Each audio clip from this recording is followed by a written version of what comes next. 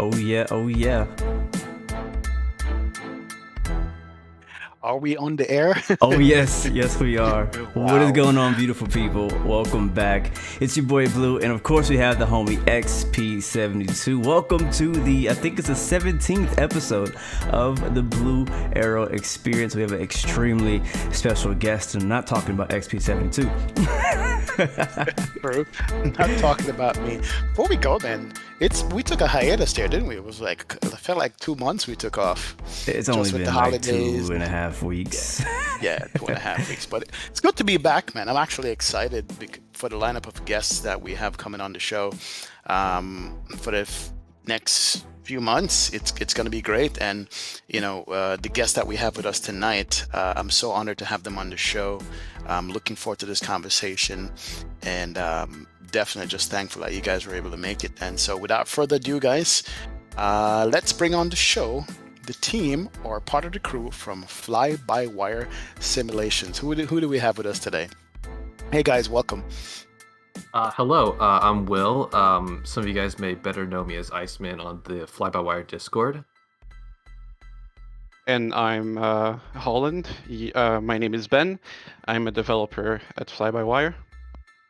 Wow. I just want to say right off the bat that I'm so honored to, we're so honored to have you on the show today. I mean, we've only been doing this for a very short period of time as far as this podcast goes, but we've both been streaming Microsoft Flight Sim since it came out, and even before, enjoying it through the alpha and beta stages.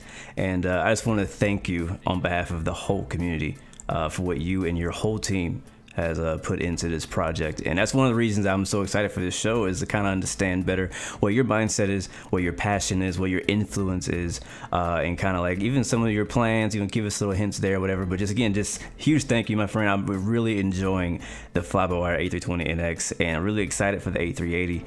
I think you guys have an A220 or something from an affiliate or something like that as well. But again, we'll talk about all that. I just want to kind of get that out of the way and just say that I'm extremely honored and just thankful for the whole team, what you guys are doing for the project.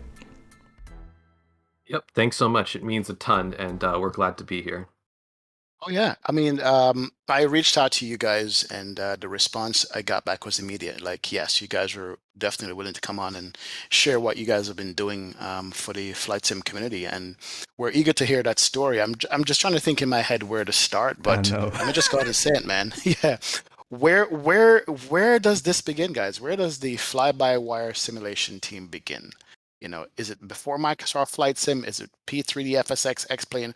How did it come about for you guys? Where does the story starts for you guys? Yeah, so I originally started the group. It just started with the Discord server. So I remember a couple weeks before MSFS released, they released like the media embargo. So all the creators got to like post preview footage of the aircraft. And I saw that the A320 was kind of lacking a ton of features, and I was like, you know what?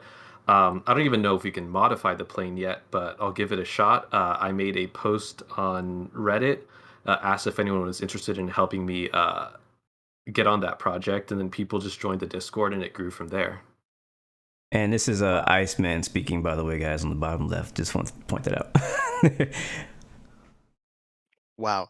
So, I mean, I can imagine, I guess where I want to go with this, or maybe don't want to go, is let me just say that for me personally, as a simmer and a streamer, you guys save Microsoft Flight Sim for me.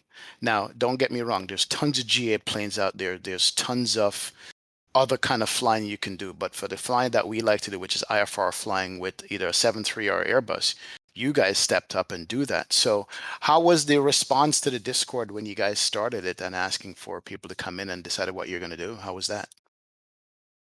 It grew pretty quickly, so quickly that I was just kind of scrambling to make channels and figure out where to go from there.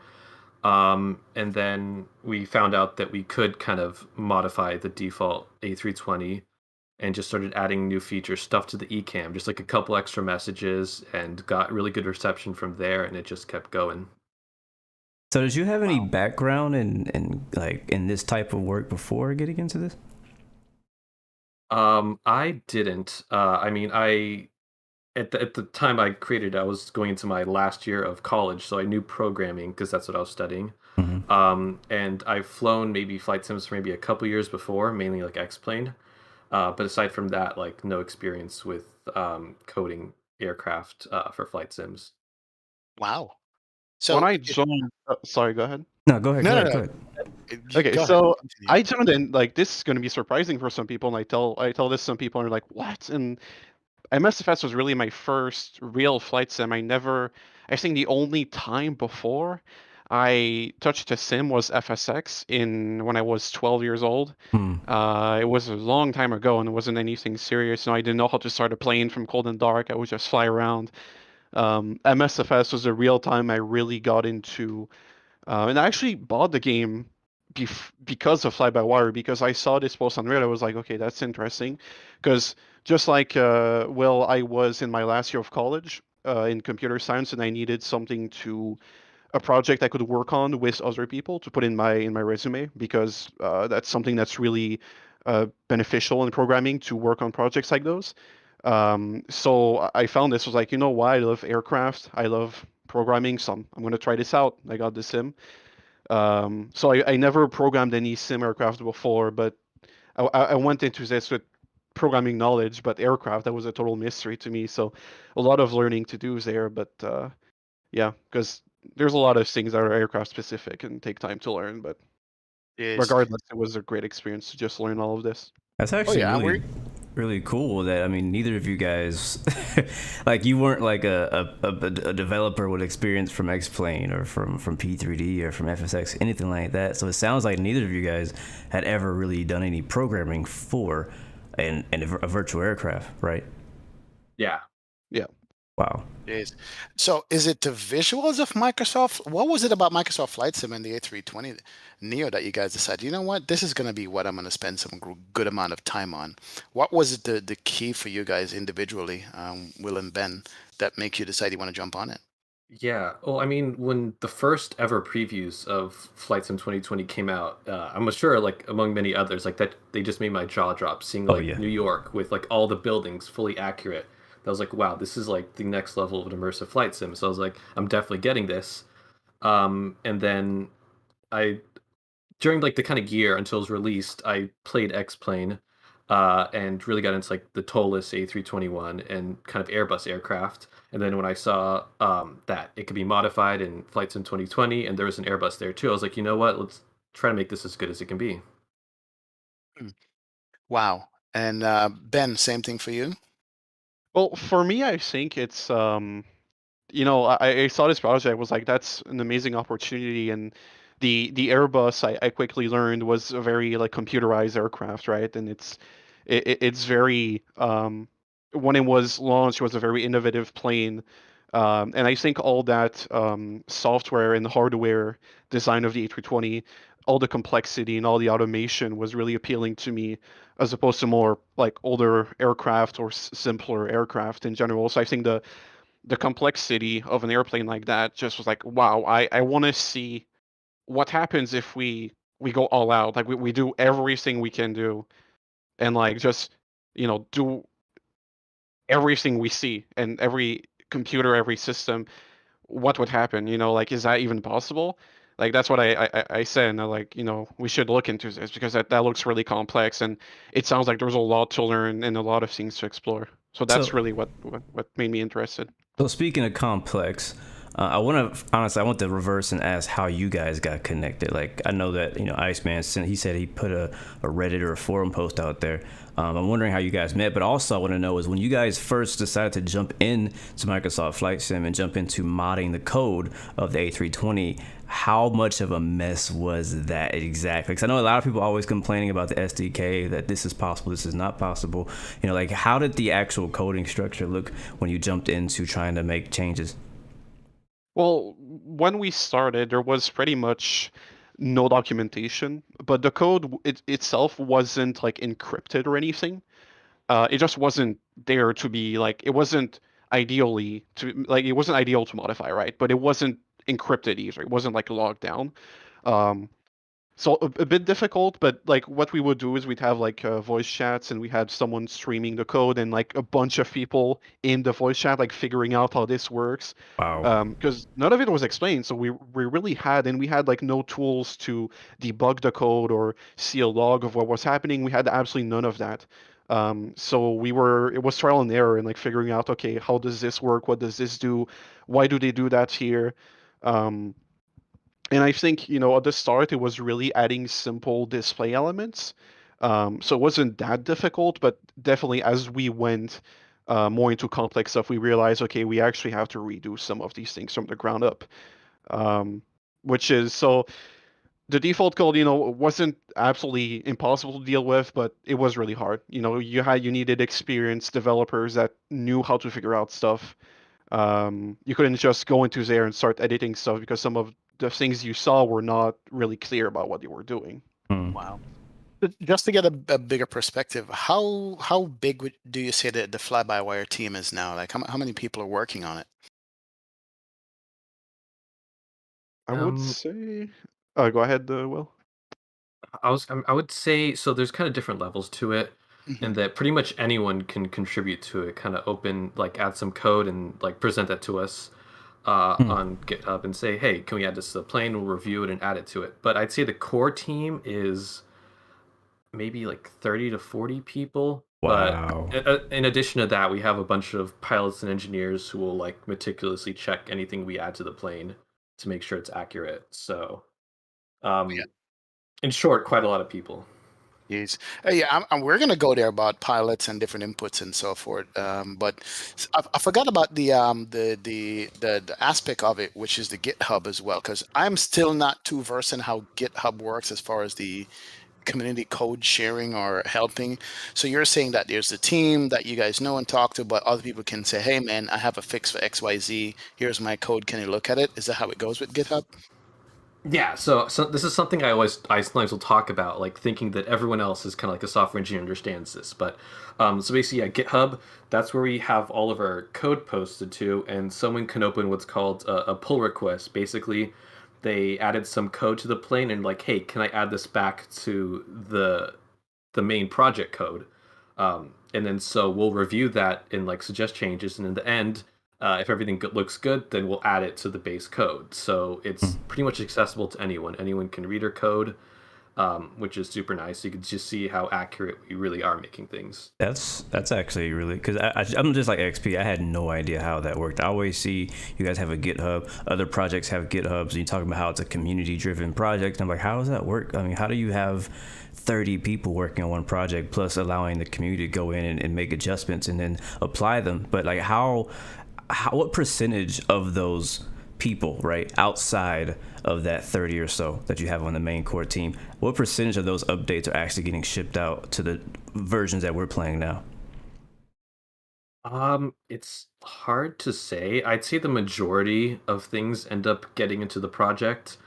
If something doesn't work out, we'll ask the person to make changes, and sometimes they won't, sometimes they will. But I say we try to work as hard with anyone who wants to contribute to the project to kind of get their stuff in and give them a chance to participate in this. Do you have Basically, any say, sorry, XP, do you have any examples of a like outsourced feature? I mean, I say outsourced, the whole thing is outsourced, but you know what I'm trying to say. Like, is there like an example of a feature that came from someone outside of like the core people who was like, yo, this is cool, I'm adding it to the project and people love it? Well, basically, so anyone that's on the core team, like 90% of them are going to be people that start out doing that. So like we had someone come in for hydraulics and were like, hey, I'm an engineer and I know a lot about physics and I want to start a basic hydraulic simulation that we can build on top of. And they spent a lot of weeks doing that, and then they weren't in the team, right? But then they proposed those changes. We did a lot of back and forth to like make it as good as we could for version 1. And then we accepted it, and it was so much work that we said, you know what, do you want to be on the team? So anytime there's someone that comes in and does like multiple changes or one really big change, we'll integrate that person on the team. So I think most people, including me, started out like that, just making small adjustments and going bigger and bigger until we can integrate that person and they're part of the development team at this point. So it's really and not only can anyone contribute, but anyone can join us, really. That's so Wow, cool. wow. Now, for me, part of the biggest change you guys did to the plane out of anything else is the MCDU.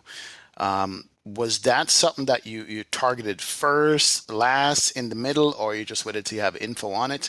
Was the MCDU something big for you guys as far as implementing in the plane, or it doesn't work like that? Is it all tied into one giant system? So there's a lot of things that are interconnected, right? And it's sometimes hard. Like people would want us to, add top of descent, like or holding patterns. But some of these things, if we want to do them properly, they come with other stuff, right? We can't do a really accurate LNAV without the ND, the navigation display being accurate and using the actual same principles as it does in real life. We tried that actually, and it really didn't work. That's why we decided to make our own from scratch before rewriting the lateral navigation. Um, so it's really in terms of like making huge changes sometimes.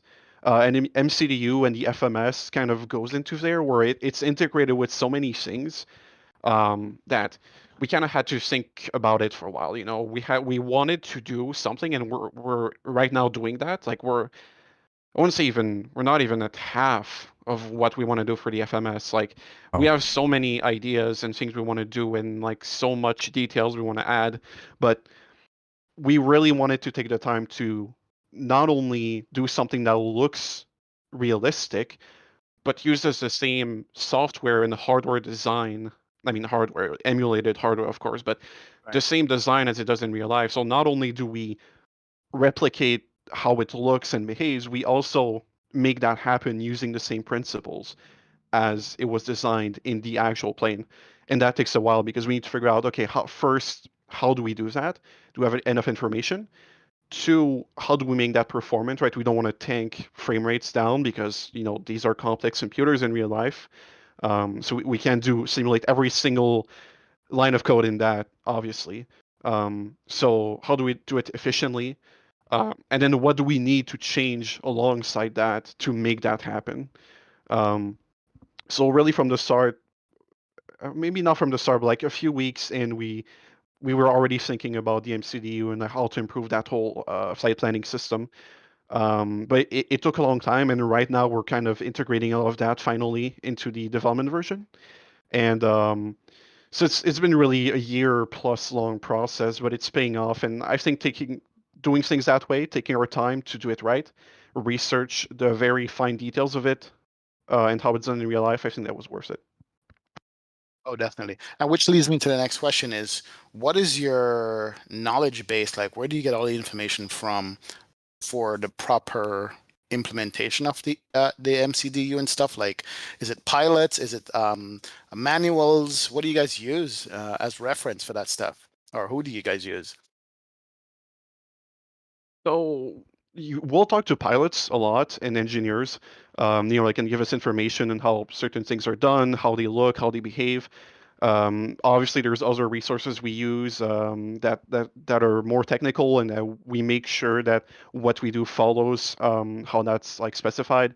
And we really use in-depth resources. I mean, I can't go into extreme detail about it, but we really make sure, it's not just oh, it looks that way, and I looked at a video or a picture online, and it looks the same. It's really more in depth than that, which is why it takes so long, right? Because like the level of documentation we use, and the level of detail we achieve with that takes a long time to do correctly.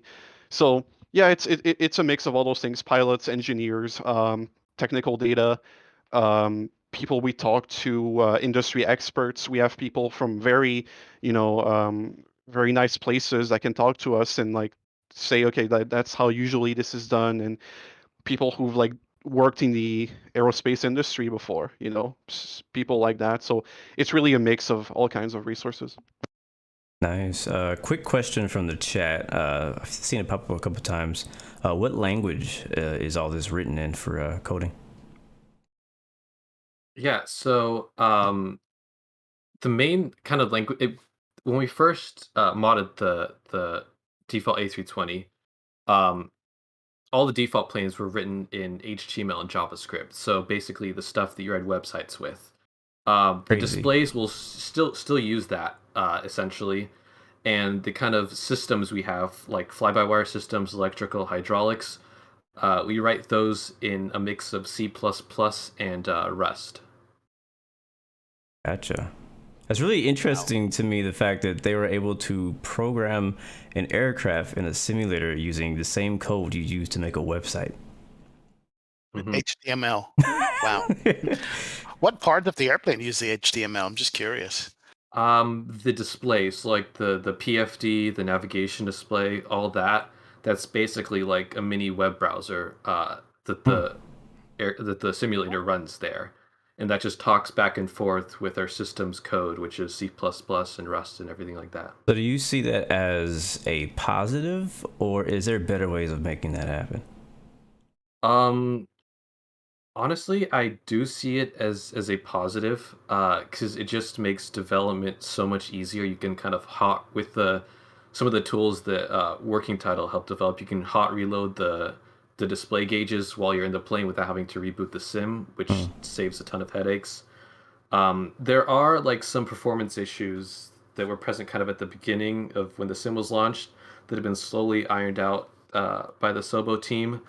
Um, Especially stuff with I'm gonna get a bit technical here with like garbage collection if any programmers are watching this, but it's been improving, and honestly, yeah, a net positive. Wow. Yeah, that's pretty awesome. I even saw that today that you guys are going to be implementing waypoints for flying over a waypoint and making the turn, or making the turn prior to the waypoint. Little things like that I noticed that you guys are doing, and it just blows my mind going, wow.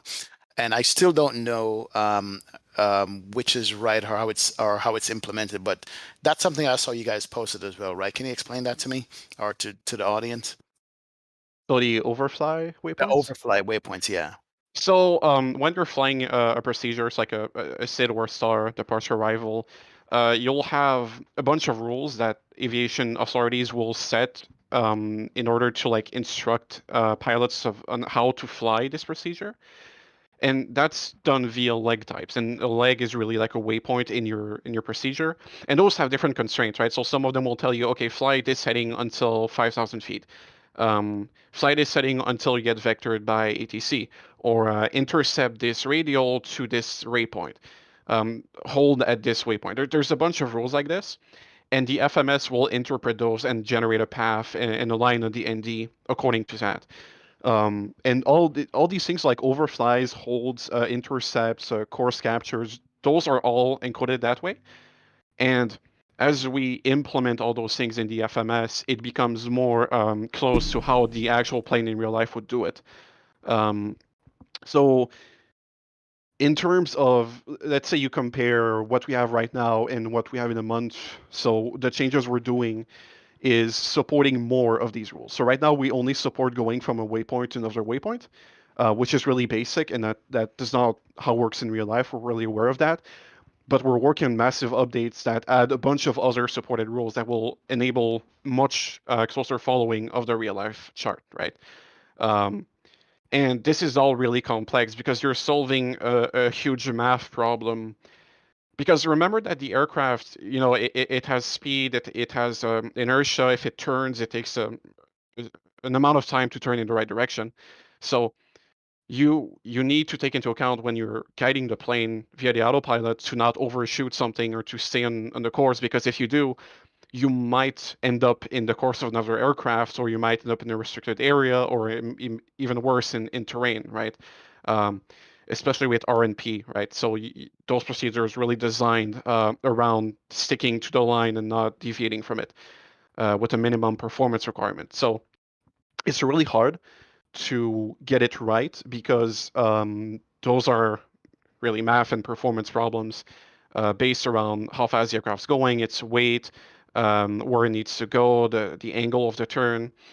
And we're implementing all these algorithms using really in-depth technical knowledge of these systems in the A320 to exactly match how it happens in real life. So there are some details you'll see that don't look really good, but that is how the aircraft does it in real life. in terms of drawing it on the ND. It'll fly completely correctly, but it'll have a little, sharp angle, but it happens that the real aircraft does that as well. So it's really a bunch of mathematical rules that we're adding in order to fly something that the chart tells you to fly. Wow. You guys sound like mad scientists to me. I was going to say, how much personal time have you guys, how much personal time were you spending in the beginning when you just started it, saying, okay, let's just mod this plane, to like now? Because listening to you talk about all different things you're implementing, how much time off of your life is this taking up for you guys? What would you say? Iceman, do you want to go first? Yeah, I'll take it first. So at the beginning, I kind of had a lot more free time when I was in college, so I'd say it's hard to like put it into like a number. At least like 10 to 20 hours a week, and it kind of ramped up from there. Now I don't develop as much since I have a full-time job, so it's a bit trickier, but I still try to contribute and help out where I can. And I guess this leads me to the question about, have you guys sat back and actually realized the impact you have had on Microsoft Flight Sim, to be specific? As far as what I see is, it's the most flown airplane in Microsoft Flight Sim, in my personal opinion. I could be wrong. Have you guys thought about the impact that you guys have made based on the decision to go ahead and modify this airplane? Is that something that hits you at all? It's when you start and you're kind of into that work and you're really working hard, you kind of like I kind of didn't never really notice for a few days or a few weeks how big the community was getting, right? Like I'm just working on stuff and I'm coding, right? And then like I kind of started realizing, wow, there's a ton of people joining. There's people making content about us, and I was never into something like that before. I've never been part of the team of a community that was that big. So that was all new to me. And then it kind of hit us like, wow, like there's tens of thousands of people joining. Our Discord now has like 50,000 people, I think. Wow. We like it just like kind of hit me in the face, and at one point I was like, wow, that's huge. And we're literally like, we do actually know that some online services we're the most on aircraft on MSFS. So that's a huge accomplishment, and we just feel incredibly grateful that people have decided to help us out and join our community and see what we're trying to do and believe in us, right? So it's just kind of insane to just see all that and be like, wow, we're developing this, that so many people use and so many people fly and people save, and it's saved MSFS. Like people say all those things, and it's really nice to hear, and it's amazing, really. Luke, go ahead, because I got so much questions, because I think I honestly, okay, my personal opinion is that it is the airplane that's holding us over, perhaps until there's good payware airplane for Microsoft in the airliner space, right? There's all the GA stuff, and sorry GA guys, you know how I am already. GA planes are good, but I like the airliner stuff. I mean, somebody in chat asked, hey man, what about Fennec Sim that's coming out? And my answer to that would be, hey, Fennec is not here yet. They're coming and they're working hard. We have seen what they're doing, but in the meantime, FlyByWire is doing what they're doing. I mean, do you guys think about people that are coming on board with the same airplane or something like that, or you just going heads down and do what you guys have to do? I would say just go ahead. Okay, so I mean, I developed the aircraft out of passion, and I want to do something that's incredible and really accurate. And what I think about really is developing the aircraft and just making it as good as it can be, and hopefully providing something that people want to enjoy and will be incredibly accurate. That's what I worry about. It's developing the aircraft and just getting it to a level where we just like can't think of anything else to add, really.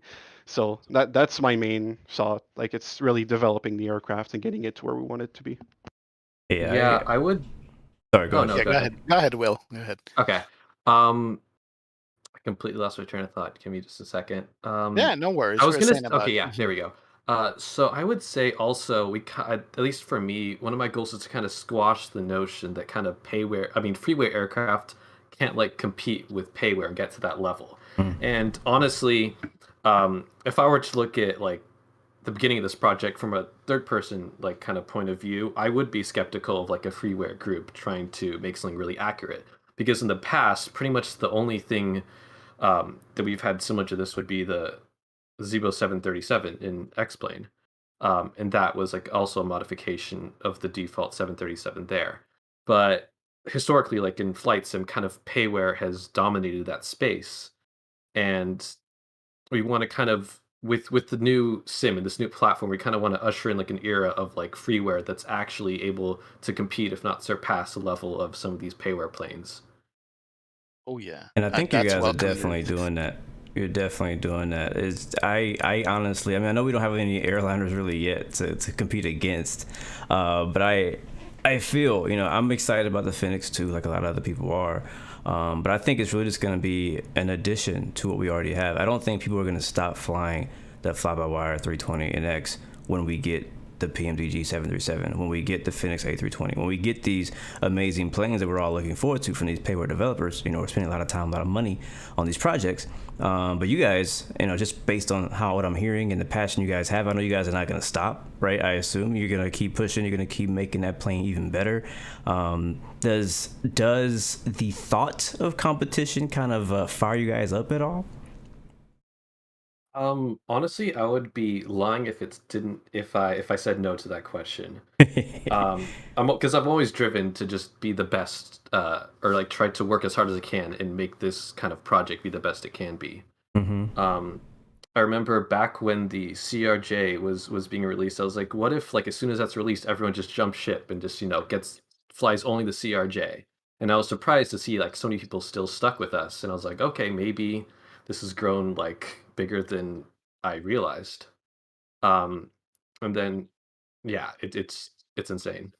Yeah, it's true. And then, I mean, you guys did a genius thing for me, Mr. Old School. You guys made an installer. Like, you mentioned Zebo, and I was going to ask you something about that. But, Zebo, you got to get the files from the Google Drive, you got to download, you got to drop it in, whatever. I was doing the same thing for the Fly-by-Wire mod whenever it comes out on GitHub. But this installer, I'm looking at this thing, it's beautiful. It's on my desktop. Like, it's just a simple and clean design, man. Who's responsible for that? Was it your Genesis? Somebody else came in and said do it? Whose idea was that? Because it's awesome. I love it. Ben here has been the one who's worked on it a bit, and along with a few other devs, so we can probably talk more about that. So we initially had like a year ago, right, when the project started, we had this downloader app that was really simple. It would only like download the file and move it to your community folder. And someone of the community made this that later went into the dev team and was maintaining that installer. And then that kind of grew to where we wanted to have multiple different versions. We wanted to have space for other projects in the future. So we remade the entire thing with the new UI.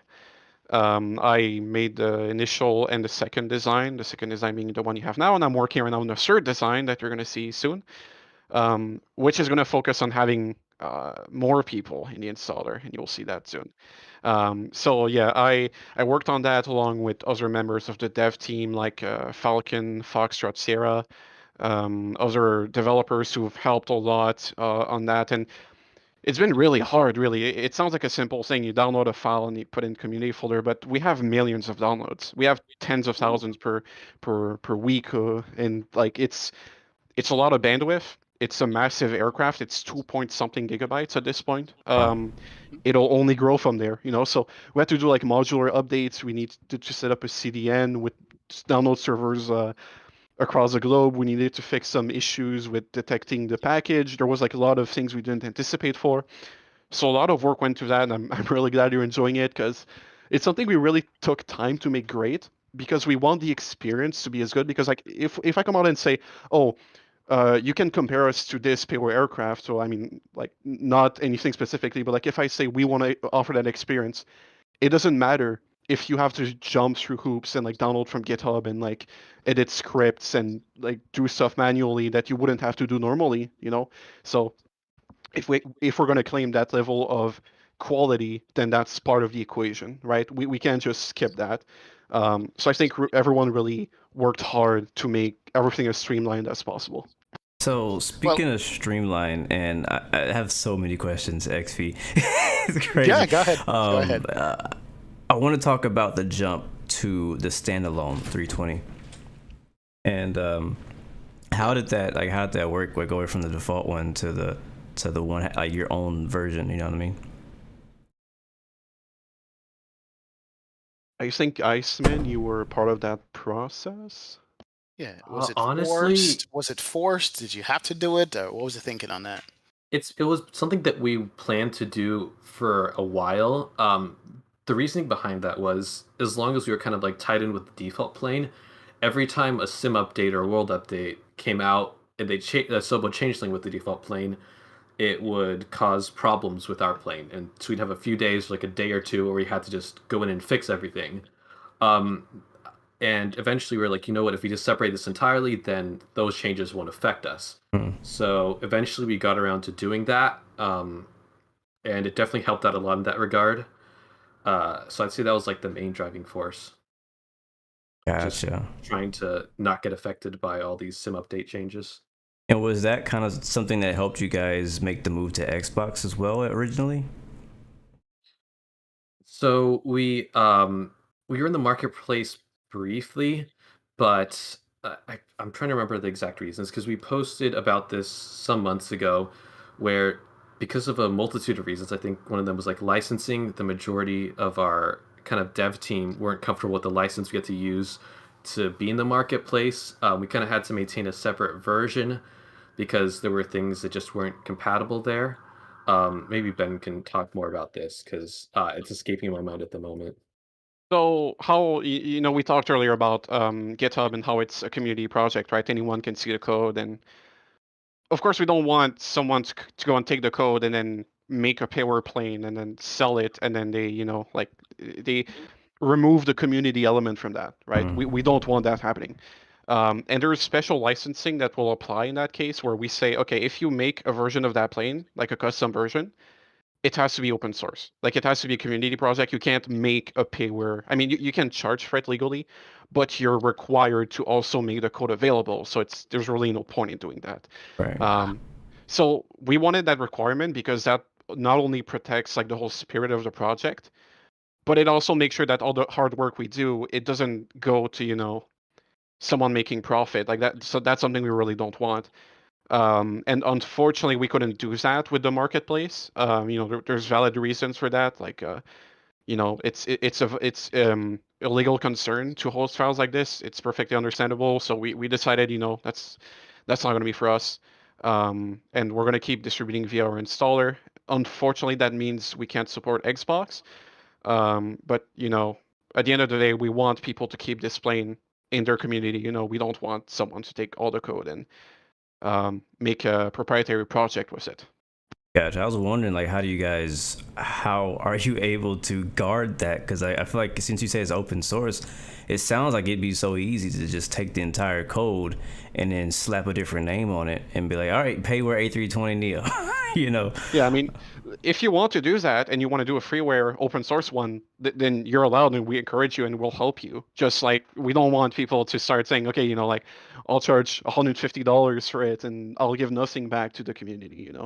So is that how like some of these other compatibility mods are working, like the A330 compatibility or 321, like some of these different people who are making different variations of the Airbus, and it's like it's made compatible with the NX to have the NX system. Is that how that works?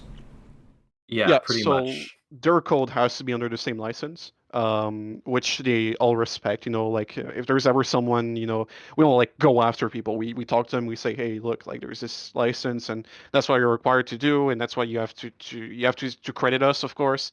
So we really work with people so that they can use our stuff. Because there's a lot of things we do that, they might be developed for an A320, but we try to make as much things as layered as possible. So if we have A320 specific stuff, beneath that there's like generic Airbus code, and then there's generic aircraft code, right? So we allow others and we help them integrate that. So like there's the A220 that was mentioned earlier.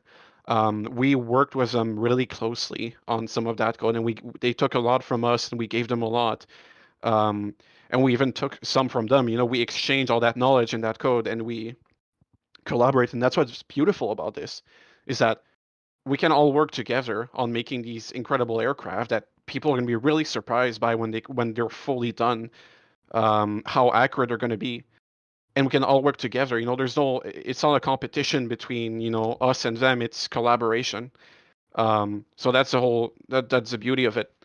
And of course, as you said, we need to kind of guard this against bad actors. But I think in the end, it's really worth it. So, sorry, XP, I keep cutting you off. Oh, yeah, go ahead. I'm looking at the installer now, and just looking at, because I'm glad you brought up the A220 projects. I wanted to talk about that, and you kind of explained it already. Your involvement in that project. So that's not actually fly-by-wire, is that correct? Like, it's a different team? Yes. Ah. Okay. Yeah, so that's Synaptic Simulations, who we're working closely with. And you guys are just collaborating. And so, like, as far as installer, like, are we expecting to see more developers putting things in this installer and being able to, download and update things through there? So we're talking to a bunch of people all the time. We're talking specifically with Salty, who make the 747 mod. There's also other developers, but those are farther away from release, so we're not confirmed yet. But really, if someone's aircraft is high quality and it's open source and it's free, then we talk with them and we want to bring them in, because I said earlier, making an installer is really hard, especially at that scale. So we want to allow people to have this platform that allows people to install easily. You don't have to make an entire thing themselves, right? Also, we don't want people to have to install 4 installers, I know every company says that, oh, we're going to make the installer that everyone uses, or the marketplace everyone uses. But for us, it's really about freeware groups that maybe don't have the time to develop an installer. They'd rather spend it on their plane. So it's a win-win situation, right? We get to develop that whole ecosystem of, there's not only payware aircraft that are good, and then there's freeware cockpit mergers. We don't want that situation. Yeah. So we get to develop that whole new ecosystem of good freeware planes, and then we help them out grow their installer, their user base, because there's a lot of traffic on their installer, of course. And I feel like you guys are in a position, or you have the platform to do that. Like, you have an installer that works. It works great as a user. I love the fact that I can just open it up and it's like, hey, you have an update, and boom, I update it. It takes like literally seconds, and then I can choose the stable version, developer version. So to be able to have that for the other of my favorite freewares is just great. So do you guys kind of have an idea of, I guess you already answered it, but having multiple, like, basically, like I said, the Salty mod will be in there, whatever other plane that's freeware. It sounds like freeware is the standard to kind of get in. But yeah, and you do need to, it needs to be, you can't import an FSX model because, there's legal issues with that, right? Like, I think that's pretty known that there's some authors that have requested their models from FSX don't be used in MSFS. So, for example, that's something we couldn't do because there's legal stuff attached to it. But if you have a plane that you're making either an improvement or you're making it from the ground up and it's freeware and open source, then we'll take you in and we'll work with you. So it's kind of like the Orbix, what do you call that thing?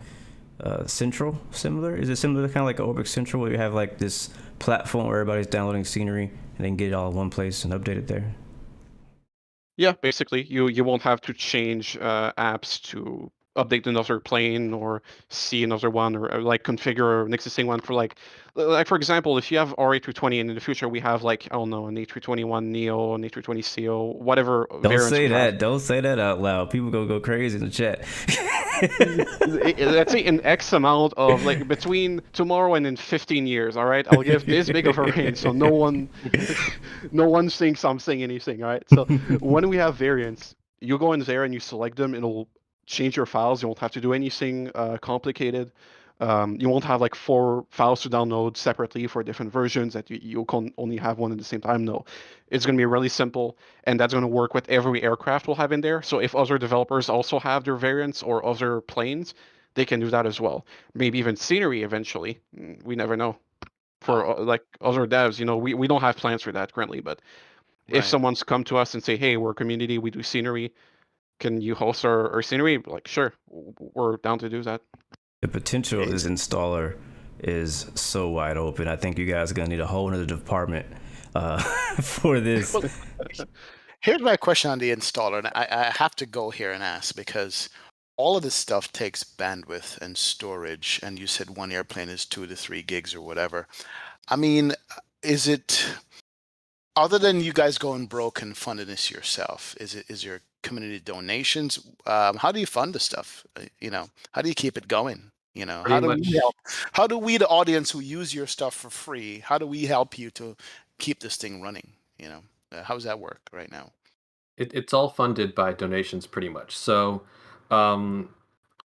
basically, anything that people donate to us, we keep it in this website called Open Collective, which is like a way for kind of open source projects to kind of transparently show, like, oh, this is how much money we're on. This is how much money we have. This is what we're spending it on. So we use that. Like, all of the money we get, we just use it towards development. Like, we don't go and buy beers with it and stuff like that. It all goes back to the project. I mean, you deserve probably, it. Yeah. The biggest expense is the servers for downloading. So I want to say that we probably go through about $1,000 or so a month in just paying for these servers for hosting downloads. It is hundreds of terabytes. Like there's a lot of people downloading. $1,000 a month just on maintaining the server. Wow. We have a really generous community. That's what keeps it all running. We have like end of donations. If you go to our page, I think there's like $23,000 right now in our balance. We have a lot of money we can use towards that. And I mean, not only that, we also buy like professional texturing assets, equipment for texturing, scanning models, Blender add-ons, stuff that helps us to make better aircraft. So it's all transparent. You can all go see that. It's linked in our Discord, frequently asked questions, I think. So yeah, I mean, yeah, the servers are definitely the most expensive part, and that's mainly the storage. The other server stuff we have is for our data, like the number of downloads. We store that, and we analyze how many people are using like stable developments. It's all anonymous, by the way. If anyone's wondering, there's absolutely no personal info there. And also for free text, so like sending messages to other aircraft, which we're planning to expand on, and I'll have some news about this in the future. Nice. But that's something we'll really want to do, is you'll be able to see other people on your tablet. You'll be able to see where they're going. And I have a prototype of something that's really cool, is that you can go on the live map, and if someone's enabled it, you can see their whole flight plan, including every like their decel point, holding patterns. Every element of the flight plan is on the live map if they enable this, of course, because it's opt-in. Wow. So that's really cool. And that's not expensive that much. I think it's like $80 per month compared to the insane costs of storage. But yeah, so it all goes towards making the community and the aircraft better. Wow, I'm astonished. Actually, my mouth's wide open. Yeah. Are you going to allow any kind of payware on the installer itself, or is this all going to be freeware? Just to, one of my developers in the chat here is asking if you're going to allow any kind of payware on the installer itself at all. Have you considered that or no? I don't foresee that, mainly because the installer is in like the servers and all that are funded by donations. So if we put that towards like a payware plane, it would kind of be unfair to the other freeware developers on that. Mm. But anybody who's got something payware, they can approach it. I'm sorry, anybody who's got something freeware, they can approach and say, "Hey, man, can you take a look and see if there's something that you want in your installer?" And that would work. Yep, pretty much. Awesome. So you were hinting at some, and I mean, I wasn't ready to go there yet, but we might as well. You were hinting at like some kind of like upcoming features you're excited about. I know you can't share everything because you guys kind of have like a marketing schedule, I'm sure. But like, what is there anything you can share of any ambitions or anything in the pipeline that us simmers and pilots can be excited about? Well, I'll start with what I've been working on, the FMS, so the LNAV, the VNAV. I know top of descent, everyone wants that, but like that's a really small part of a really big calculation, right? So it's going to be fully simulated, extremely accurate to the real plane, and I'm not talking just going to look good. It's going to be the actual matching the usefulness of that in real life. Because we've had comments from pilots that have told us, hey, this is like you're making this, keep in mind it's not that good. Like it's not that good at predicting where we're gonna end up. Like I was working on this feature called the CDA, or continuous descent approach, and this pilot told me it's useless. It really doesn't work well.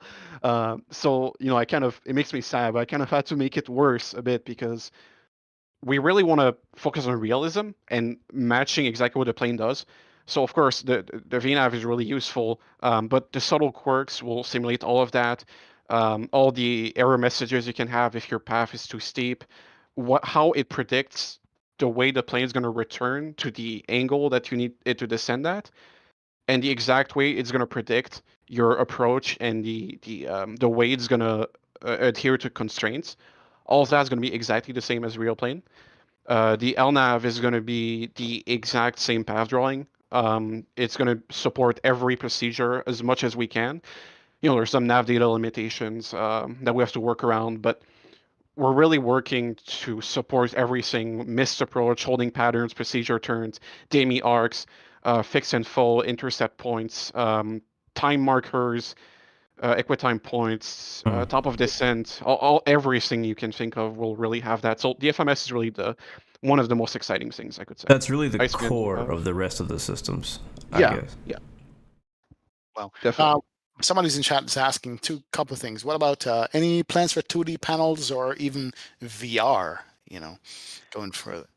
2D panels, no. I mean, I think MSFS doesn't support that. I might be mistaken, but I don't think that's supported. You can pop out the instruments, and we do have something so that you can see your tablet on your computer outside of the plane and on another device. More about that soon. But for VR, I know there's some issues with VR controllers that was added recently in Sim Update 7, so it's a really new feature. We have to figure out how it works. I'll be myself getting a VR headset soon, mostly because I was considering one, but this needing to fix this convinced me to get one actually. So I'm gonna get a VR headset soon, and I'll start testing out that stuff. So yeah, VR will make sure. We know the cockpit sizing isn't perfect, but as you all may know, some people might not know, but we're working on a completely new cockpit model from the ground up, using really accurate references, including scans and measurements we've taken in the real world. Entirely new exterior model as well. So all these scaling issues that you see in VRs, especially in the tablet, that's all going to be fixed. Wow. So yeah, VR definitely we're gonna work towards making that as pleasant as possible. I love that you keep bringing up the thing that I want to ask you next, and that was going to be what are the lengths that you guys are going into, physically going into to get these high fidelity 3D models, systems? I mean, what are you guys physically doing? Are you going to the airport? Are you getting time with the aircraft? Are you going with blueprints you got from somewhere? Do you have Airbus helping you? You know what I mean? What are you guys doing to really make this as an authentic Airbus experience as you can? So we work. Go ahead. Oh, okay, I was just gonna say we have quite a few engineers who work on the real plane, who in their off time are able to take sound. So for example, the APU sound that's recorded from a real A320. All the switches inside the cockpit, those are real recordings with high quality sound equipment that were made specifically for this project. And for the A320 model, we're working to get kind of scans and photogrammetry to get all the sizing and dimensions really accurate. We even have a couple panels from the real plane that we have in person. You could actually order them on eBay sometimes. I can hear you reaching over to it right now. Over at the real panel beside it. I heard that. Yeah, I have the auto brake one personally, but wow. That's crazy, man. Did I cut you off? Were you done? I'm sorry. I was done. I think Ben was gonna say something, so I'll let him continue. We have people all over the world, right? So a few weeks ago, I was asking someone, hey, I have this really precise question, and almost no one's going to understand this, but there's a transmission protocol to transmit data between computers on the aircraft, and one of the binary bits on the messages it sends represents a certain failure condition. And I wanted to know if it would trigger a certain display on the PFD, because I wasn't understanding one of the schematics, right? Mm-hmm. So I said, can you go there and run this test and show me there's a debug page in the MCDU somewhere where we can see the binary data being transmitted? because we're planning to simulate all of that, right, to the level where it's reasonable, and then show me like a recording, and I saw, okay, yeah, now I have my answer. So it's really nice. We get to have people check in real time, and we even like compare models, like the APU in the controller box or the APU are documented. We know which one we're simulating. Um, we care about which manufacturer made a certain computer or like a certain part. So it's really all these intricate details that we verify in real life. We have people that go up to the aircraft, in the cockpit, avionics bay. We really care about getting those things right. So that's why we go to such lengths. You Wow. have your scouts all over the world getting the information. This is awesome. It is.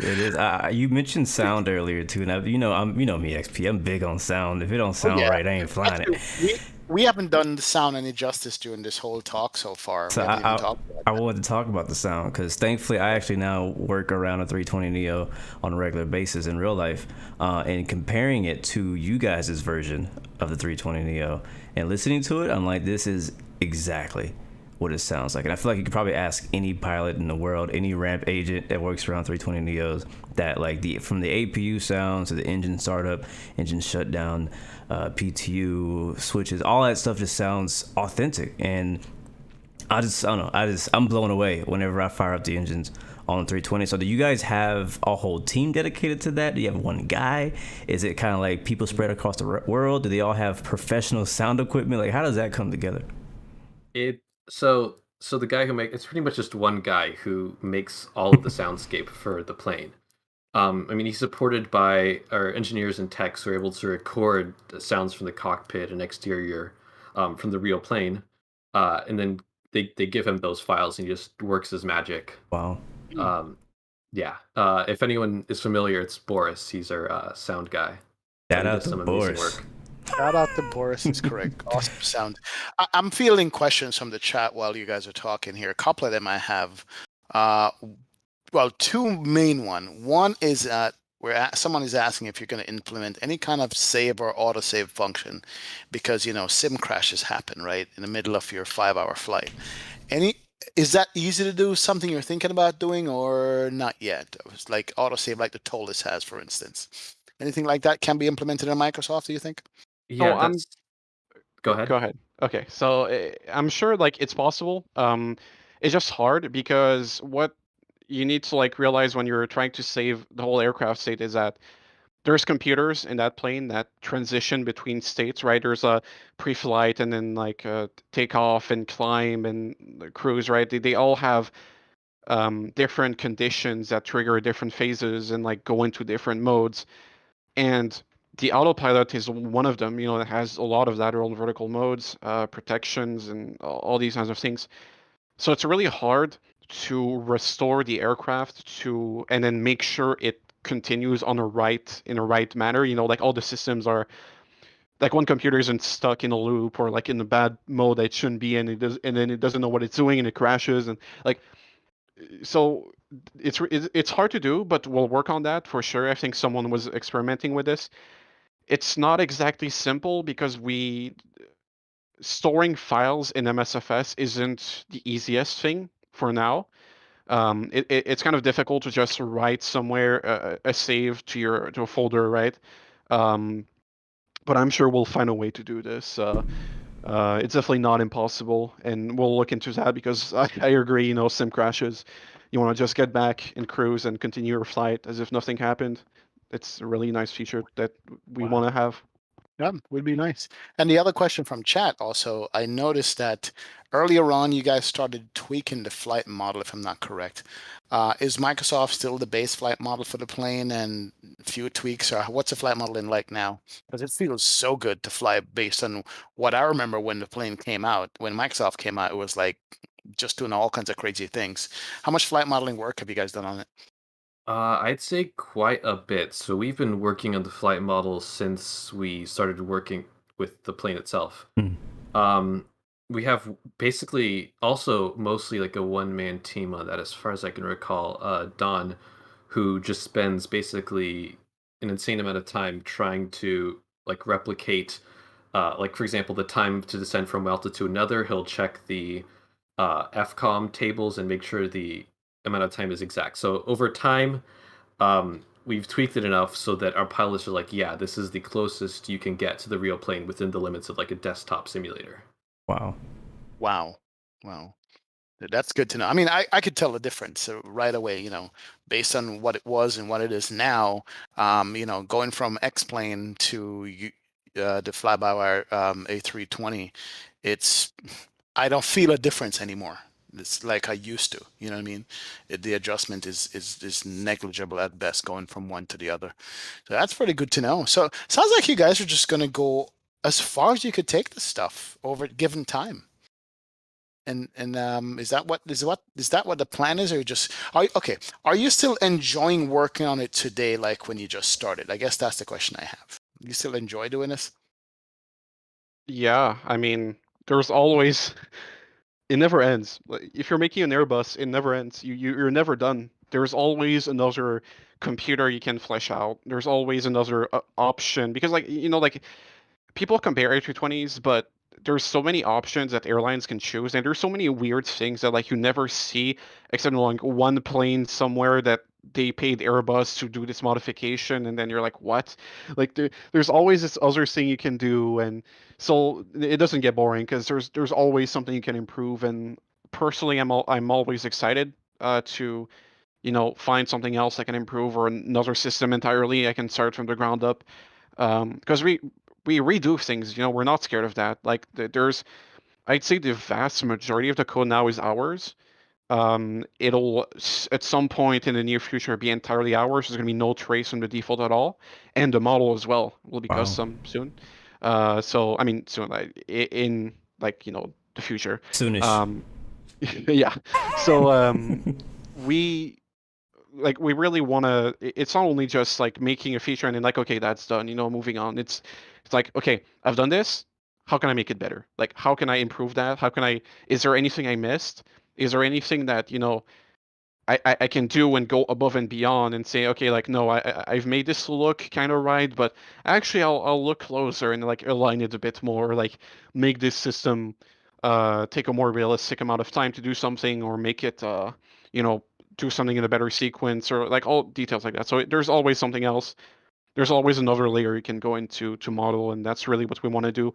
We have some insane plans, for failures, like things we want to do, and servicing circuit breakers, hydraulics leaks, like all that kind of stuff. That that's obviously the priority right now is getting the basic stuff working, but in the future we really want to go deeper and deeper and deeper, and I don't think it ever ends really. So, quick question, because you mentioned that you guys want to, your goal is to have no trace, which when you said that, it made me excited. I was like, yes, I like that. No trace of the Asobo A320. And so, that being said, I know you guys have, are reworking the cockpit from the ground up, which is amazing. I've seen some screenshots of you guys working on some ground objects like chocks and things like that. But are you guys having any plans to do like a interior cabin? Good question.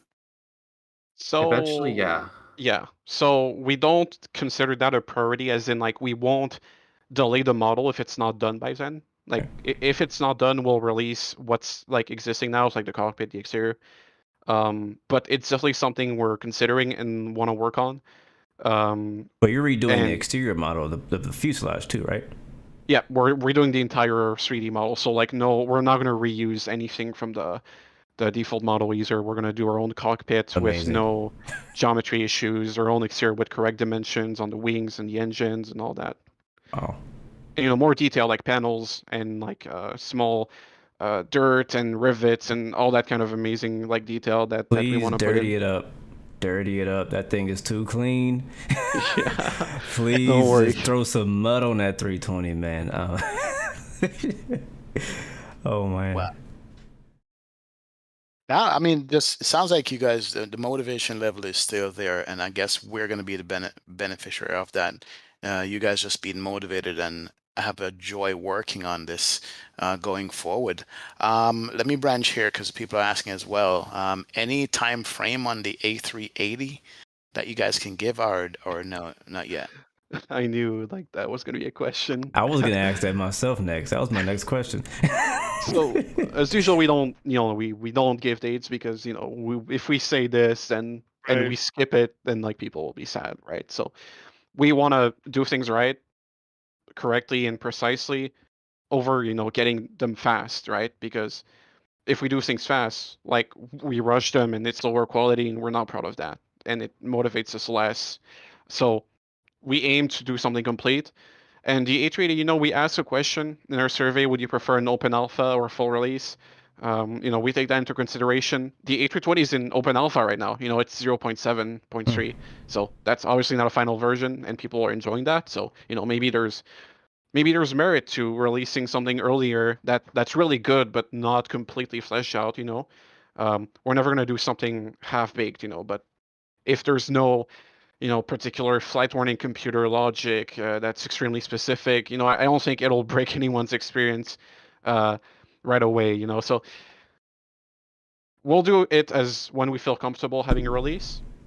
Like we can't say exactly when, but we'll make sure that we deliver a great product. I think another swing to that question, what I wanted to ask was not really when it's going to be released, because I know you guys are not going to tell us that, but how's the progress going on it, and like how much effort even now is going towards that? 'Cause I know you guys are working hard, heads down on 320NX nonstop, but like, do you guys have separate people working on the 380? Are you guys kind of splitting your time with it? Like, what's that look like, and how's it going so far? I've seen some great screenshots, right, that you guys have posted publicly, but how's that going? I'd say there's a good amount of shared effort. So I think Ben mentioned like for a lot of the like display code and systems code, we kind of did it all over again. So we're not reusing any of the Sobo stuff. We're making our own. But in that process, we're making it so that that code can be reused to the extent that it can be for the A380. So one of the great things about Airbus is that they kind of have a really strict kind of like design philosophy. Universal. That kind of aside from the A300, but like from the A320 forward, they all kind of follow the same principles.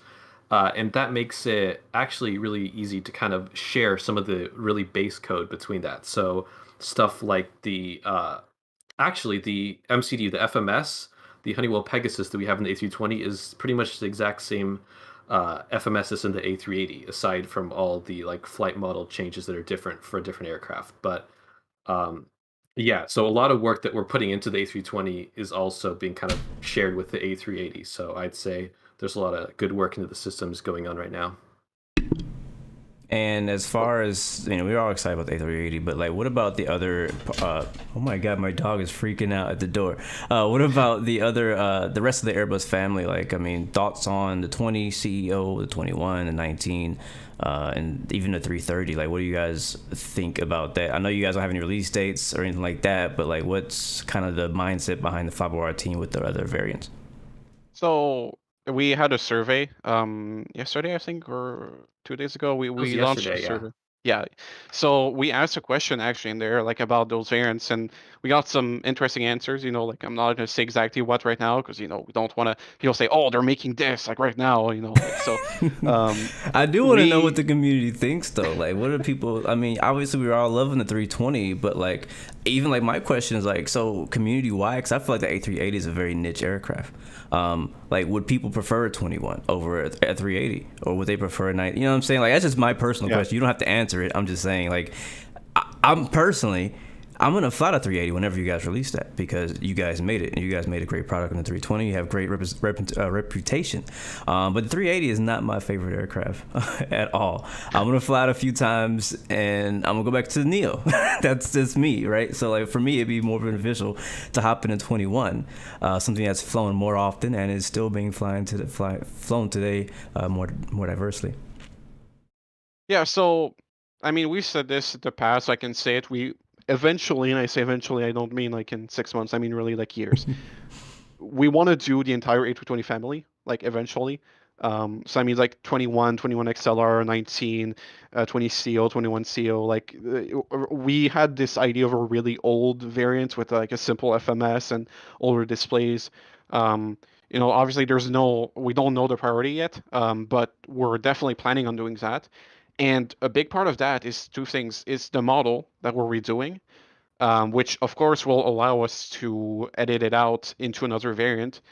But also our code is made to adapt to something else. Like my FMS code can adapt to simulating an older FMS that is less capable. It can remove some type of procedure legs. It can have a path that's a bit less smooth because back in the days, the computing power wasn't as high. Our code is also made so like if there's an engine page that has a slightly different layout for another engine variant, we can swap that out easily. So we really take that into account.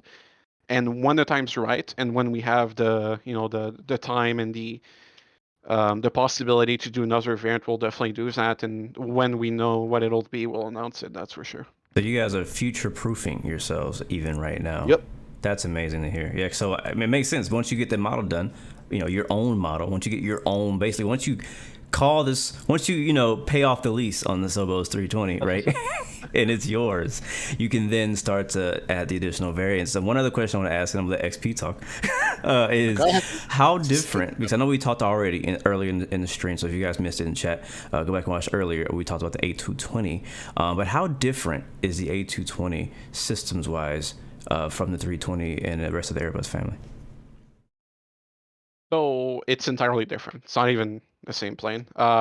Because basically the 220, as some of you might know, was an acquired program from another company, Bombardier. So it wasn't an Airbus. It wasn't born an Airbus. It was adopted, So the avionics are, yeah, exactly. It's the avionics don't even look the same. Like I like them a lot. Like they're just not the same. The systems are different.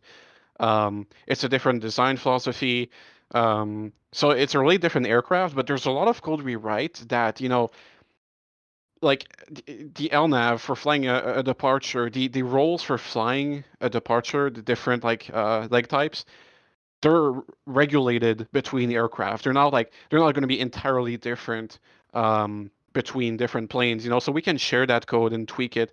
Some of the turn anticipation might be slightly different, but there's a lot of code we write that we help, like again, as I said earlier, we help those A220 guys with. So it's a very different plane, but they're both airliners, so we help them out and they help us out a lot. So it's, even though it's different, we have a lot of in common in those two projects. And you mentioned that some of the general things you guys have added for the A320 obviously has specific systems, but a lot of the navigational stuff can be generic, right? Like, could you use that, for example, in a Boeing type aircraft? Like, could you take some of your code that kind of goes for the GPS and some of that stuff or whatever it is, and use that for a Boeing or an Embraer? Is that possible? Like, could a freeware open source developer be like, hey, I love what the FlyByWire team is doing. I want to, simulate this other plane, but I need this one system. Is there any systems in your code that could contribute to a project like that?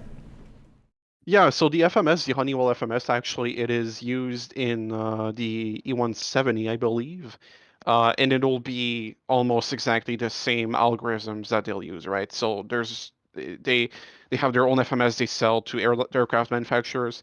So if someone really wanted to do something accurate, they could take our code. And even if you just want to do something that works, right? You don't care about having the exact angle on this turn, right? Like you could use our code and absolutely we make it so it's flexible, right? We don't, go out of the way to make everything tweakable, because that would take way too much time, but we make sure that we don't restrict that to Airbus at the same time while worrying about, it being accurate. So someone could take this and put it in a Boeing if they wanted to, and they could tweak it, or they could just put it as is. You can do anything you want, really, as long as you, don't make it payware. Crazy thought. Could you put it in an F-18, which is fly-by-wire? No. If you wanted to, sure. It's fly-by-wire. The F-18 is also fly-by-wire. It might be a fighter jet, but it is using fly-by-wire system. So in my head, it makes sense. That's like putting a Southwest livery on an A320, man. Oh, no. I hear you, though. I hear you. I think X-Plane's got a G1000 in a F-35, actually. So, yeah, that works. But it would be super cool to see another group kind of mod the F-18. I flew it a bit. Somebody's working on it. And it was pretty fun. There is a guy or a couple guys actually downloaded. I don't know the name of it. Sorry for whoever that is. They are modding the F-18 already to make it much better. Nice. That's good. Well, let me ask you guys this question. So you guys are obviously freeware, doing this on your own time, your own dime, your own energy and strength. I'm sure you guys deal with your own. I'm sure you guys deal with criticism from people. How do you handle that? What are some of the crazy criticisms that you guys have gotten, even though you're a freeware developer? Anything of the sort? Well, I mean, I think criticism, like the way I try to see it, and I think that's something I'm trying to do more and like be, think about it, how can we use this to improve? Like, is there something from there I can take and say, yeah, I could have done that differently, or, we could have been better on that issue. We really try to like surpass people's expectations, right? Like, a lot of people will not expect us to apologize for a fix for a sim update being out a bit late, but we want to because we really want to surprise people. We really want to be as best as we can be. I mean, of course, there's some people that criticize, and there's some individuals that might like not be as polite when giving their criticism. That happens everywhere. It's a branch of gaming in a way. So it's gonna. I mean, it's a sim, not a game, but there's gonna be people that are not gonna be nice. But we try to move past that. There's some people that say like, oh. Why haven't you done top of descent? And that's actually something I want to talk about. Like, why are you doing chalks and cones instead of top of descent? And two things. First, I don't need the modeler that did that to help me with top of descent. They don't know how to help me with that, right? Like, it's someone doing 3D modeling. They're not going to be doing VNav if we tell them to not do chalks, right? And second, it's all one person working on the project at the same time. There's multiple people that do stuff in parallel. So I'm working on the FMS, there's someone working on hydraulics, there's someone working on the electrical system, there's someone working on the modeling, someone working on sounds. It all happens beside each other. It's not just, oh, we're doing textures right now and nothing else. So that's the one thing I've seen sometimes is, why are you guys doing this? Like, this is useless. I don't want that. I want this instead. And I say, I understand. It would be nice to have that right now, but not doing what you get today, it's not going to help. Like, it's not going to make it come faster, right? That's one of the things I've heard sometimes. Will, anything on that from you? I think Ben hit the nail on the head right there with that. Yeah, I can't think of anything else to add, but that's pretty spot on. Yeah, I think somebody in chat, they said that a lot of people they act like this is they paid for this plane. Like they take so much ownership in this project that they expect like they're supposed to just get catered to. Like, no, how dare you work on nose chocks rather than the top of the descent marker, because I can't calculate my own top of descent, because you guys put a freaking descent calculator in there, which I thought was an amazing feature, which is really cool. You learn how to kind of like how to do it. Obviously, the top of descent thing would be cool and better, but yeah, you guys have some like a way out. Like, it's not like it's just we're left out there at 34,000 feet, Yep. I mean, let me just say that when I fire up Microsoft Flight Sim, honestly, I get cold sweats, because it's not that I'm playing for myself anymore. I'm streaming to people. But honestly, when I fire up the A320 mod from you guys, I don't worry about it. I don't think about it anymore. I just know that's like the go-to. You know what I mean? To the point where I've flown that plane so much, it's like, all right, I got to find something else to fly. And then I try another plane, and it's like, man, really? You know what I mean? So this is a testament to the kind of work that you guys have put into it. And I enjoy it, man. I'm going to say that. And I think the majority of this community, 99.9% of the people, are thankful that you guys are out here doing this stuff to this plane, because it makes the sim for now. There's nothing else out there for now for us to hold on to. There's other mods that I fly as well, and I'm thankful for those guys too. But you guys jump on it. And how do you feel about being compared to, like, you're the Zebo of Microsoft Flight Sim? Is that comparison you like, or flattered by it? What do you guys think about that, being compared to Zebo? Honestly, I think it's great because um, that it's probably my most flown aircraft in X-plane, and it was kind of like the initial inspiration was like, hey, if this kind of guy made this great plane from just by himself as freeware, then imagine what we could do in this new sim with this plane with a whole team of people. And we kind of proved that freeware open source can like work and bring it to a whole new level. I was talking to XP earlier before the show, and I was like, I know you guys are not technically making any money or profit from this directly, but you guys are making a lot of money for other people. A lot of people are only buying Microsoft Flight Sim for the FlyByWire A320. A lot of people are only buying Thrustmaster's TCA Airbus Captain's Edition, all that stuff, just to fly it with the FlyByWire A320. And that's something that hit me the other day. Like, man, like, I mean, yeah, I already would have got the sim anyways, but there's some people who are like, you know what? The FlyByWire is the one thing that helped me cross over from P3D or from X-Plane or getting the flight sim in general, because they watched a stream from me or from XP or from whoever's streaming it. You know, like, oh man, this plane is like the real 320. I got to get that game. You know, so they're spending like hundreds of dollars. They buy the game for 60. They buy hardware for a few hundred. You know what I mean? So what do you kind of think? I mean, is there any avenue at all for you guys for payware in general, like taking FlyByWire to, you know, profit in the future? Honestly, I don't think so. At least not now. I guess it never like really occurred to me until you mentioned that just now. Like even like hardware and stuff like that, we kind of make money for them in a way. Yeah, like they should be So paying it's you kind some of kind of royalty. yeah.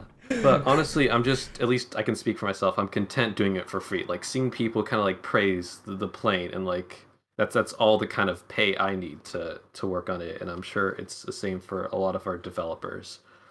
I don't know. Maybe Ben can talk more from his perspective.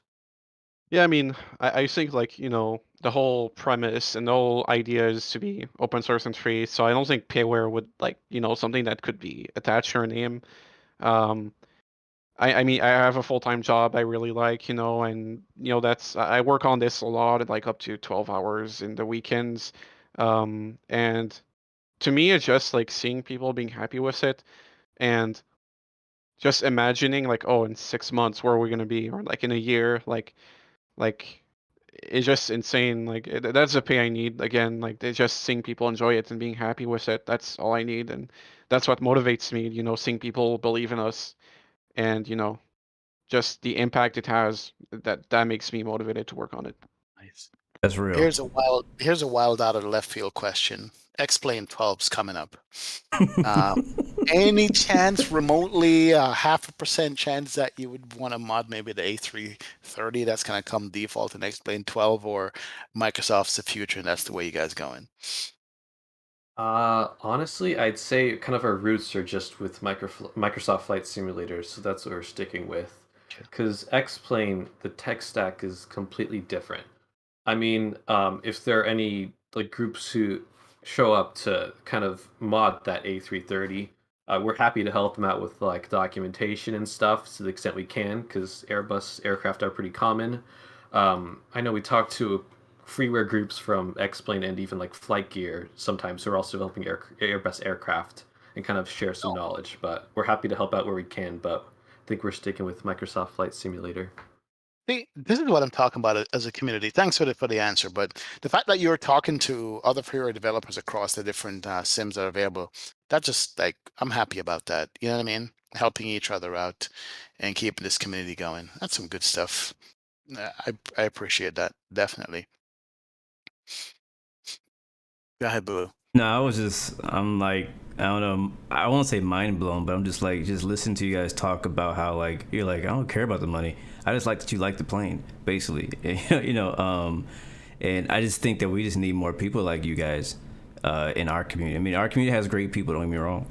But, some people are out there just to make a buck, just to make a profit, just to flip a plane, and the fact that you guys are out here making such a huge impact on this community as a whole, and that includes X-Plane. Even though you may not be developing for X-Plane, that still includes X-Plane, that still includes P3D and FSX, what you guys are doing. You guys are setting a standard as well for payware developers. Like if a payware developer wants to come into Microsoft Flight Sim right now and make any type of Airbus product, they're competing with you.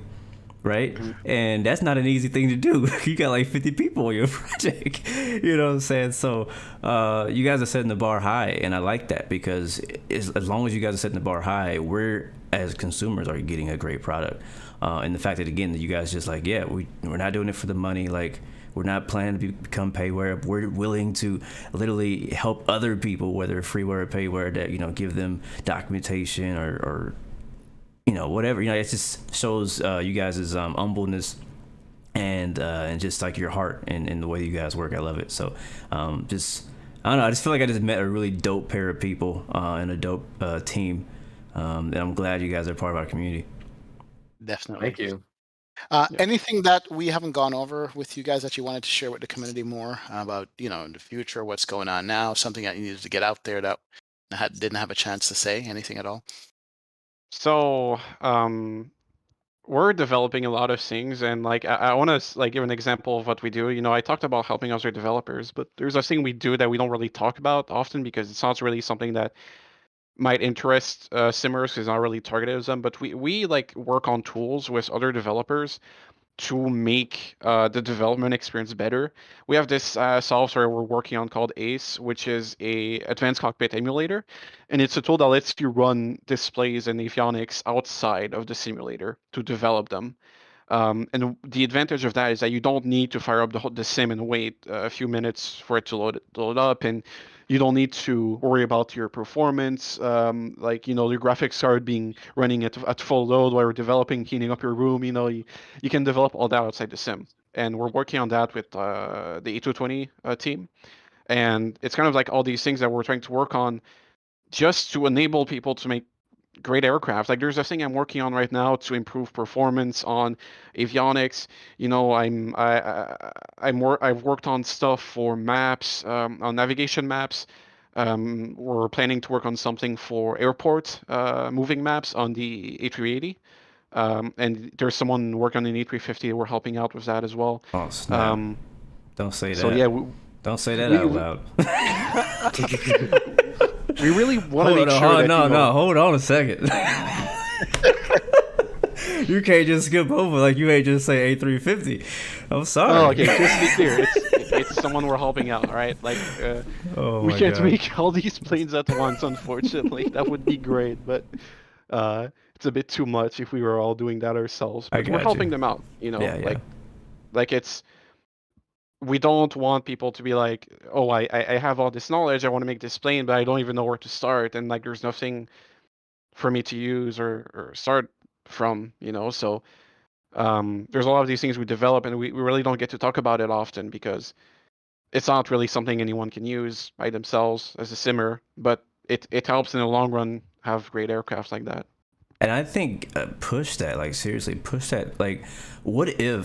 What if, right, fly-by-wire simulations could be more than just what we fly, right? Me and XP, we're not developers, What if it could be a system like ACE, for example, that is the core of all Airbus products that ever come to Microsoft Flight Sim, right? What if you could develop the core systems like you're already kind of doing that is so flexible that some developer can come along or some development team can come along and be like, hey, we want to make a realistic A320 or A321. There's something, right? And they're like, all right, let's use the fly-by-wire simulations ACE or whatever that system may be called as a base. And on top of that, we'll build our product. I think that would be I know you guys are already doing this, but it would be such a big move again, it's kind of undercover. Nobody's really going to know about that. It's not flashy. It's not, it's not going to be something everybody's like, oh my God, fly-by-wire is amazing because they do this thing. But I think as far as making an even huger mark on the community than what you guys have already done is not only, doing what you're doing and collaborating on some of these other projects, but also just having that core system where everybody's like, all right, fly-by-wire has this system that is, nobody can beat it. So if you're going to make an Airbus for Microsoft Flight Sim, you need to use this. Yeah.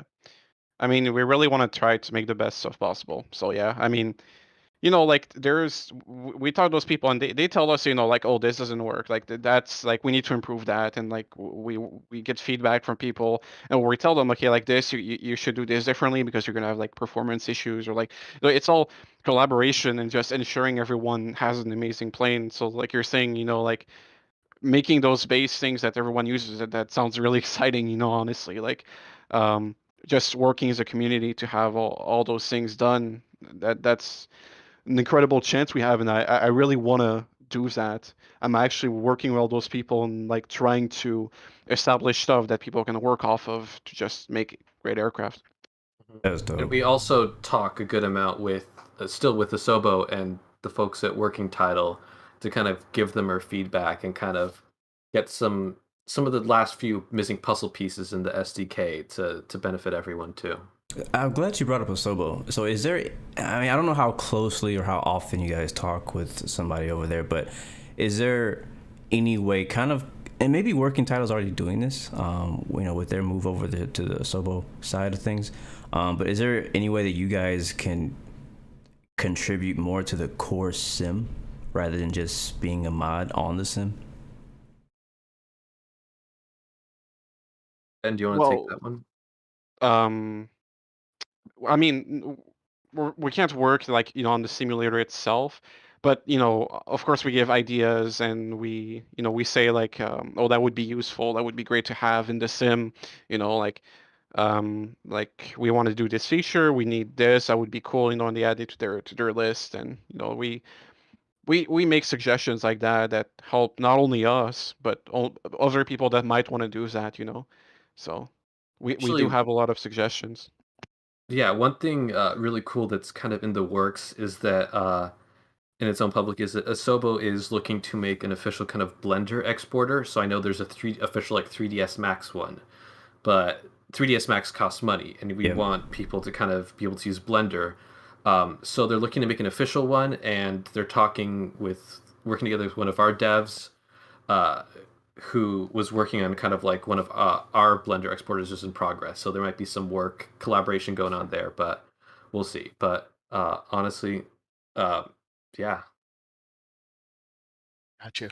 Now, somebody was just asking real quick from the chat about putting notes out about the different the change log basically on the installer instead of having to go into GitHub to find what the changes are.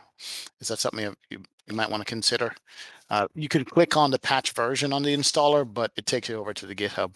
Is that more efficient for you guys, or would you want to add it to the installer itself? No, we've gotten that feedback in our survey, so that's something we're definitely looking at is one of our next big features for the installer to kind of make it a lot more usable, and so people can see, oh, this was added, this was changed. So when they fly the plane, they kind of know what changes to expect and aren't caught by surprise. Or something's fixed, or, if there's a known issue. Yep, exactly. Nothing worse than updating and finding an issue. You're like, oh, well, that's broken. Right. But what about you, Will? Anything that we haven't said yet or talked about yet that you'd like to share with the community, or just, in general, say to the folks? Honestly, I can't think of anything else, but I mean, if anyone is ever interested in like helping out with us, we're always willing to help people get on board, whether you're good at programming or modeling or you just want to learn something, we're here to help out, and we're thankful to everyone who has contributed and just flown our plane too. Nice, nice, nice, nice. Wow. Now, I did ask you guys to come on for an hour. It's been an hour and 40 minutes. So that goes to show you how much information you guys have that's so unique and good. Like, to be on the ground floor of listening to a freeware developer such as, well, a mod such as you guys. When we think about mod in the airline, it's like, all right, we added a couple of LED lights and we make the switch work over here. But you guys are fully going into it. Brand new plane basically is going to be from scratch in a year, I'm thinking. So I appreciate you guys just giving us the insight on this and just letting us know. And I appreciate the fact that I can now tell people whenever I hear them complain or talk about the A320X, they now hear exactly how many hours goes into getting something like this off the ground and working.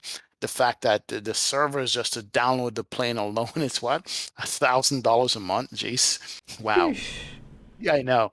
It's impressive, man. What you guys have done is very impressive. I mean, the question in chat was like, what do you guys think about Microsoft overall in general? But I think I might know what your guys' answer is going to be. But what do you guys think about Microsoft Flight Sim, as you know, in general? What are your thoughts on it? I think it's had its hiccups, especially at the beginning, but like good progress is being made. Maybe a little slowly. It's picking up now, but I do think it is kind of the platform for flight simulation. I've had a couple conversations with Jorg, the head of Microsoft Flight Sim in the past, and he just has some pretty amazing visions of where to take the project in the future. So. Yeah, I only see things going up from here. And are you guys pretty confident that they're gonna still cater the PC side as much as the Xbox side of it?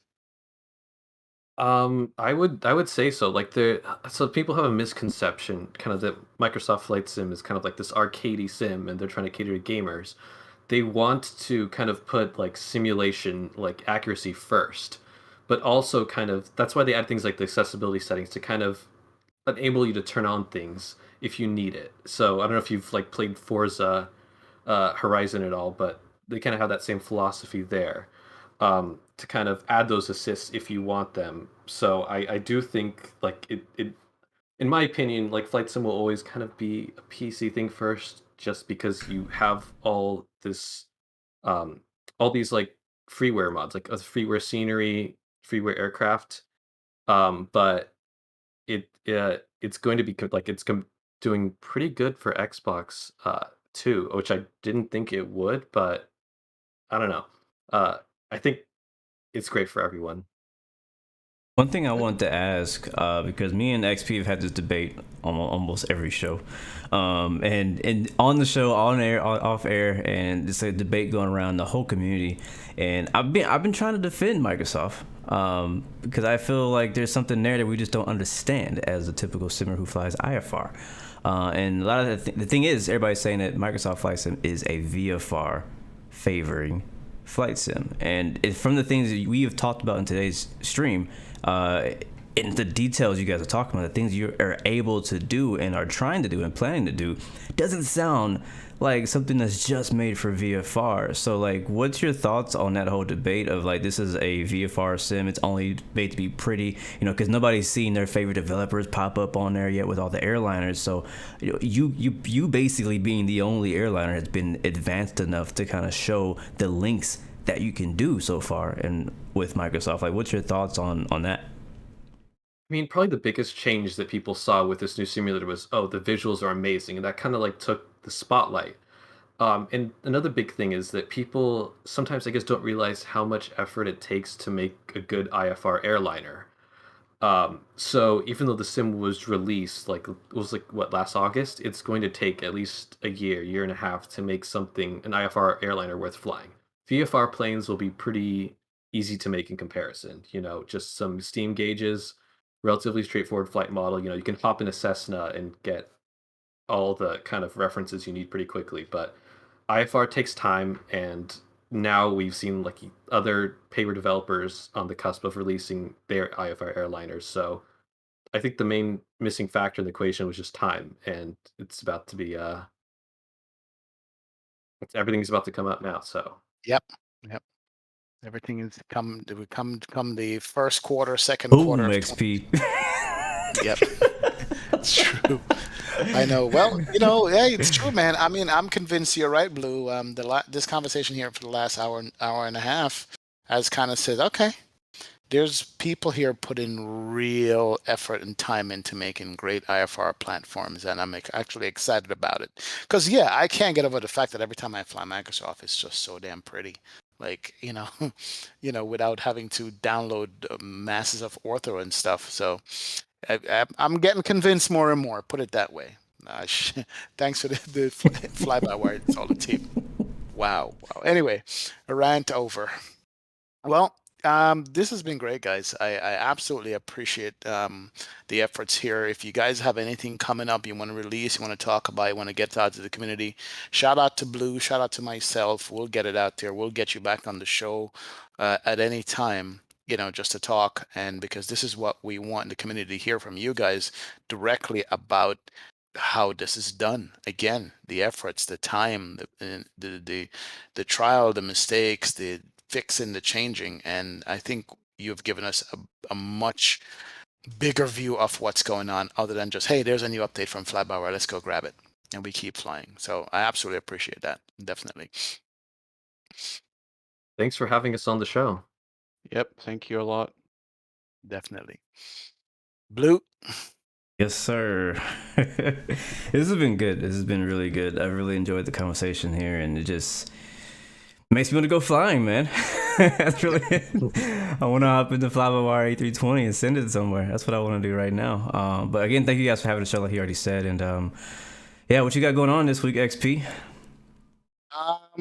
Tomorrow I got a big stream in the morning early, doing the Thrustmaster. I'm giving away a Boeing TCA Yoke pack from Thrustmaster. Too bad I'm not flying the A320 tomorrow. That would have been nice after this show. But I'm flying the 787, the heavy division mod, out of San Diego to St. Louis. So we're going to be giving away a Boeing TCA pack. Some lucky winner is going to get to go home with that. So that's going to be good. So that's what's coming up tomorrow. What about you, my friend? Don't know. I have really had my head down working on some video production stuff, so I haven't had a chance to stream. I was hoping to stream tomorrow.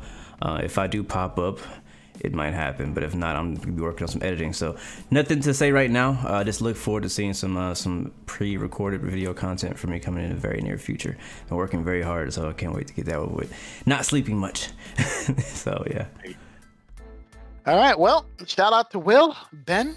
You guys have been excellent guests on the podcast. Thank you again for coming out. We appreciate it. And you'll be seeing us flying your plane pretty soon. That's all we fly, so absolutely, guys. Appreciate it, man. Wow. Let's do it. Let us do it. Well, guys, that's going to be it for episode 17, of the Blu-XPerience. Again, I know you guys have been asking us to put this on other podcasting platforms, and that is coming up very soon, so don't worry. But a huge thanks to FlyByWire. I keep forgetting your names. Jesus Christ. I'm so sorry, but the whole FlyByWire team, every single one of you guys. I saw some of them were in the chat as well, watching and answering questions there too. So huge shout out to them and everything they're doing for the community. And thanks for being on the show. We'll hopefully be back next week, and definitely will stay tuned for our next guest. It's gonna be really, really good. Yep, thank you. Thank you. Well, guys, until next time, remember you have 3 choices: give up, give in, or give it all you got. Peace, love, and God bless you. We will see you guys next time, next Blu-XPerience. We out. Bum, bum, bum, bum, bum, bum.